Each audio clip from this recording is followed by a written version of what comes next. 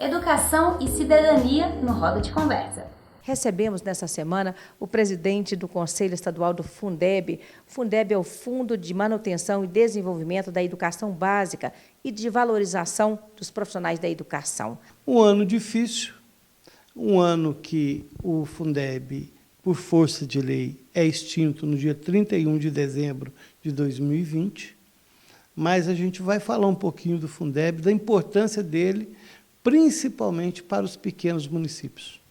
Eu gostaria de dizer também que participa conosco do Roda de Conversa o professor Paulo Henrique Santos Fonseca, diretor estadual do Sindiúti. Obrigada, Paulo, pela presença.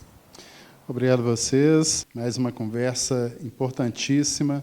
É aquele que é o fundo que nós conquistamos, a sociedade, para viabilizar uma educação pública, laica e de qualidade no nosso país. O Aurívio estava lembrando muito bem, a existência do Fundeb tem um prazo, para acabar 2020, e esse é um sinal de que, pelo governo que nós temos hoje, que ataca a educação, corre sério risco mesmo. É verdade. Na verdade, a gente tem que resgatar um pouquinho, Vera, do que é o Fundeb. O Fundeb é o sucessor do Fundef.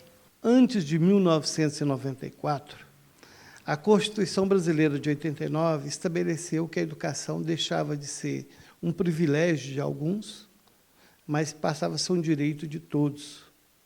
Então, esse direito ficou inviabilizado até 94, quando os prefeitos diziam que não tinham recursos para garantir a educação para todos, especialmente os de pequenos municípios. E, em 94, com muita luta, inclusive do Sindiúti, nós conquistamos o Fundef, que era um recurso próprio, é um recurso que é uma parcela do que está garantido na Constituição, que são os 25% da educação, e esse recurso era para financiar o ensino fundamental. No Fundef ficava fora o ensino infantil e o ensino médio. Até 2006, quando, em 2006, o Fundef é extinto e é criado, dentro do governo Lula, o Fundeb. E aí incluir no Fundeb esse financiamento de educação infantil, educação fundamental, ensino médio, EJA e até curso profissionalizante. Na criação do Fundeb, já ficou estabelecido que o prazo dele de vigência é até 31/12/2020. O que ocorre é que o Fundeb tem, na sua estrutura, um processo de redistribuição de renda. Ou seja, retira dos grandes municípios uma parcela e dos estados e coloca esse recurso para a educação dos pequenos municípios. O que Minas se tirar, basicamente, porque Minas são 853 municípios. Mas cidades grandes, ou seja, municípios de porte de 150 mil habitantes para cima, é um grupo muito pequeno, seleto, não passa de 50 municípios. Portanto, a grande gama de municípios em Minas Gerais são pequenos municípios, que, se o Fundeb não tiver sua continuidade a partir de 2021, esses municípios não terão como bancar a educação pública nos seus municípios. Acredito que é importante, aproveitando aqui a vinda do Aurívio, a gente conversar também sobre a vinculação das receitas, porque mesmo aqueles entes federados, estados, municípios que têm uma arrecadação maior, eles são obrigados a investir os 25% na educação. E nós vimos aí, desde o governo Temer, desde o golpe, uma sucessão de ataques aí às políticas sociais. A emenda constitucional 95, congela por 20 anos os recursos para as políticas públicas, e, em decorrência disso, já há projetos, intenções do governo Bolsonaro em desvincular as receitas, tanto para a educação como para a saúde. Os recursos do Fundo Soberano, que foram solapados aí logo no início do governo Temer também. Eu gostaria de ouvir o Aurívio sobre a importância de nós garantirmos esses recursos próprios para as políticas sociais, em especial ao desenvolvimento, à manutenção da educação básica. O Fundeb, a partir do momento, como ele é o sucessor do Fundef, e o Fundef deu um grande resultado na educação fundamental nos municípios, melhorou o salário e garantiu o salário dos professores, criou plano de carreira, para os professores do fundamental, eles passaram a receber em dia que não recebiam.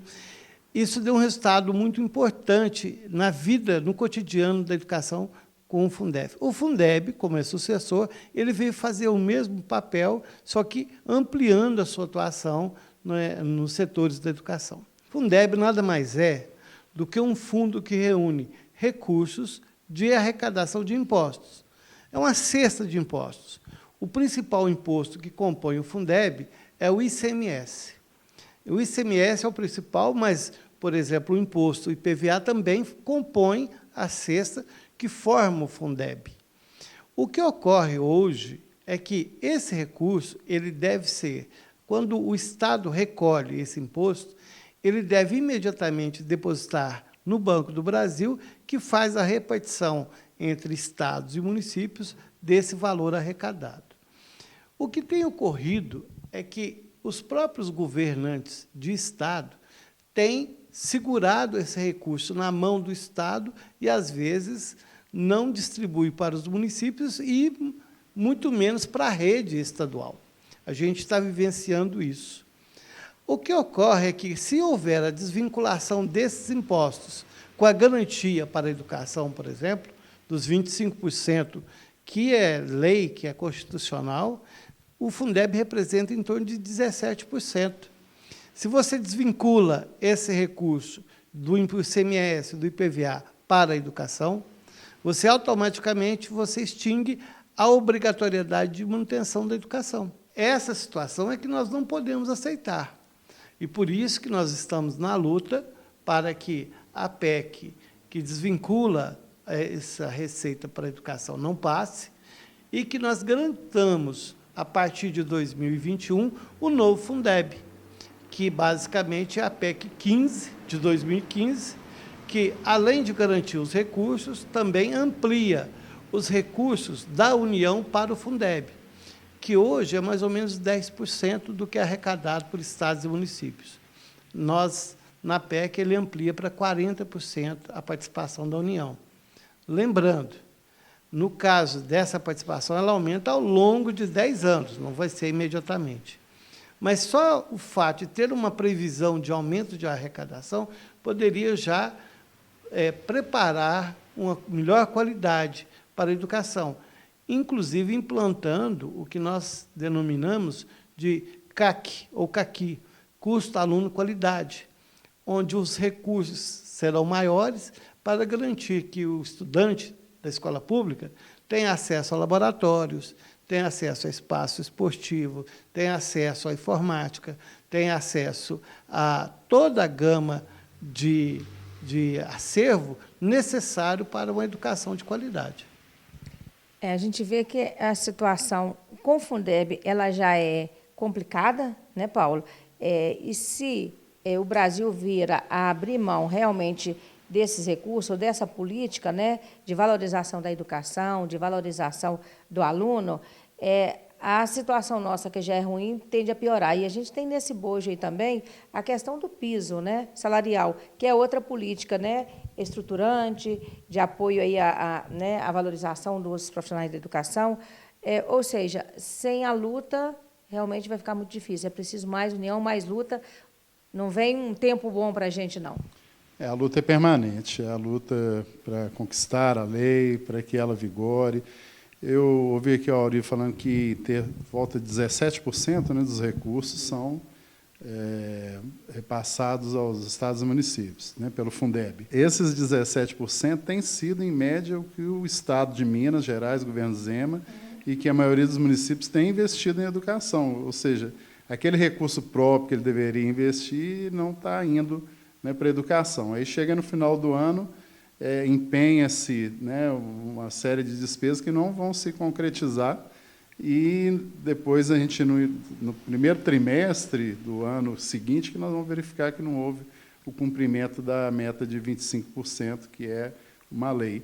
Assim como a questão do piso salarial profissional nacional. O governo Zema não cumpre o piso, nós já estamos, não só no governo Zema, mas inteirando o 4º ano sem o reajuste do piso salarial aqui em Minas. Hoje, basicamente, quem garante a educação pública no Brasil é o Fundeb, porque existe um arcabouço jurídico para exigir do gestor que ele cumpra esse arcabouço. Agora, esse arcabouço pode ser extinto dia 31 de dezembro, porque a partir do momento em que o Fundeb não se concretiza a partir de 2021, tudo que foi feito em cima dele, o reajuste do custo aluno, o piso salarial, ou seja, tudo que foi construído a partir da existência do Fundeb, ele deixa de se existir, e aí nós vamos ficar à deriva. Por isso é fundamental que todos entrem nessa luta.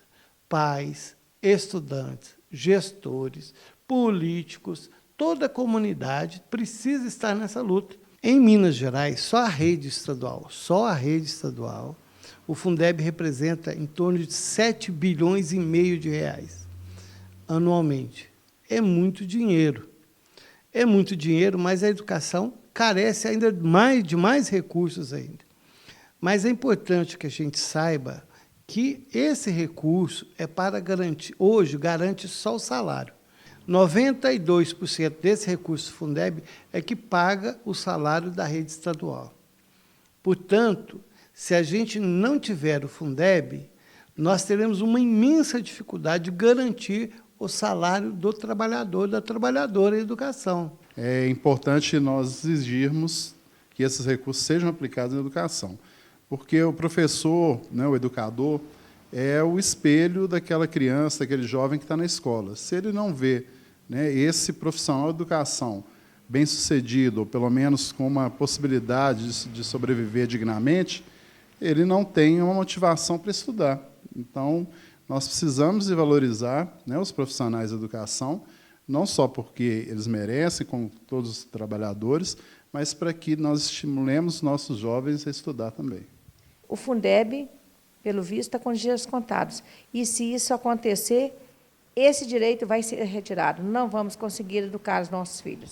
Com certeza não. Eu digo sempre que o Fundeb é a jabuticaba que deu certo.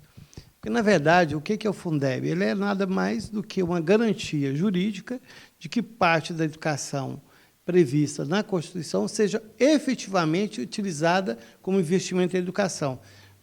60% desse recurso tem que ser gasto em salários.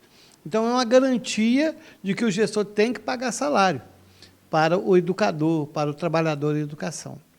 Vamos lembrar que só no primeiro semestre de 2019, a atual secretária de Educação, com a política de acabar com o ensino em tempo integral, fez uma economia, ou deixou de fazer um investimento em educação na ordem de 600 milhões de reais. Ou seja, você economizar, tirando a criança da escola, não oferecendo a ela a condição digna de passar o dia na escola aprendendo e garantindo, assim, que o pai possa e a mãe possa trabalhar e saber que o seu filho está bem cuidado dentro da escola, isso é economia ou é o quê? Para mim, isso é crime. Qualquer sociedade que se desenvolve e se desenvolve bem, ela privilegia a educação. Sempre foi assim. Aqui nós estamos vivendo o inverso. Ou seja, o Fundeb, essa jabuticaba que deu certo, essa jabuticaba que tem garantido a educação pública no Brasil, se ela for extinta, nós vamos ficar à mercê do gestor de plantão. Ou seja, se o recurso, ele quiser utilizar o recurso para pagar salário, paga. Se não quiser, não paga. Se ele quiser pagar em dia, paga. Se ele não quiser, não paga. E aí nós vamos voltar numa situação terrível, vivenciada antes da Constituição de 88, em que o servidor público, especialmente o professor e a professora, era aquele empregado último a receber, se sobrasse. Ou seja, paga todo mundo, faz festa, faz o que quiser. Se sobrar, paga o professor. E quanto paga? Quanto quiser. Porque nós não teremos garantia de piso salarial, nós não teremos garantia de nenhum benefício. Então, essa é a situação em que a gente tem que lutar para garantir o Fundeb, a continuidade dele, a sua ampliação, a sua melhoria. Por exemplo, hoje, nós, do Conselho, nós não temos papel deliberativo com relação ao Fundeb. Por isso que o gestor faz o que faz. Ou seja, antes de consultar o conselho para fazer algum investimento, ou deixar de fazer, como acabei de falar, não, ele faz do jeito que ele quer. E aí, no fim do ano, é que ele presta contas. Aí a gente sabe como é que funciona. Muita maquiagem jurídica, muita maquiagem contábil, e aí o Tribunal de Contas aceita o que está escrito no papel. Gente, para você que apostou aí que poderia melhorar, que a coisa não poderia piorar, não teria como, está piorando, né, Paulo Henrique? O que vocês estão vivendo na pele que está incomodando muito, ou que está trazendo muita preocupação para a comunidade escolar de uma forma geral? A questão das matrículas, nós temos visto que essa economia que o governo tem feito, uma das coisas que ele tem feito através da matrícula online é tentar fazer a polarização das escolas por etapa. Então, quando ele separa o atendimento das escolas para determinada faixa etária, determinada etapa, ele acaba separando, desagregando os irmãos, dificultando a ida dessas crianças para a escola, colocando elas mais distantes de casa, e muitas famílias vêm reclamando, né, e vêm sofrendo com isso. Uma outra questão é que nós ainda temos metade do nosso quadro que é designado, que é contratado todos os anos, e o quadro de escola também está prevendo um enxugamento, principalmente na área administrativa, e também dos professores. Né? Nós, com essa lógica do governo, com essa insensibilidade, né, para as questões que são necessárias às famílias, ele quer enxugar o quadro de profissionais de educação, ao invés de ampliar, né, inclusive nós temos uma lei que amplia o quadro, né, que exige que se tenha psicólogos, assistentes sociais, né, sem falar nisso, que ainda não tem nenhum projeto nesse sentido, como o governo vai atender, ainda reduz, né, o quadro de professores, de trabalhadores administrativos, dificultando a vida de todas as famílias no estado de Minas. Aurívio, na sua região também, a questão do Fundeb, a gente sabe que está impactando, influencia no salário, influencia na questão, da comunidade escolar como um todo, né? Você já poderia nos afirmar ou dizer que isso tudo pode ser uma consequência dessa política de desvalorização da educação? Olha, na verdade, a gente está vivendo um momento difícil para a educação, em que aqueles que estão à frente da educação deixam de pensar a educação como educação e passam a pensar a educação como uma empresa, como gestor. Né? A educação tem uma condicionante que não está sendo levada em consideração por esse governo. Chama-se pedagogia. Essa é fundamental, porque quando um sistema coloca um jovem que mora em um bairro, ou uma criança, a estudar em outro bairro, ele vai... Como é que esse jovem vai chegar lá se ele não tem nenhuma socialização com os jovens, crianças daquela região? Ou seja, pedagogicamente, aquela criança vai ficar solitária naquela escola, se isso ocorrer. Ou seja, nós estamos desconsiderando a vontade dos pais, estamos desconsiderando a questão... Nós não, o governo, né? Desconsiderando a questão pedagógica e estamos desconsiderando a questão econômica. Porque quando você tira uma criança ou um jovem que está a 10 minutos a pé de uma escola e você o coloca para estudar numa escola que está a 15 quilômetros da sua residência, quem vai arcar com a despesa de transporte? Quando você pega uma jovem de 15 anos que deveria estar estudando no ensino médio pela manhã e você o matricula à noite, quem vai garantir o transporte e a segurança dessa jovem para ir e voltar à escola? Então, a gente está vivenciando isso e o ataque direto à linha de financiamento que começou com a retirada, por exemplo, do royalty de petróleo, que era para a educação, foi retirado. Ou seja, já retirou uma parte do dinheiro da educação. E agora, a falta de interesse em garantir que o Fundeb se torne permanente, ampliado, melhorado, mais qualificado, também é um ataque direto à educação.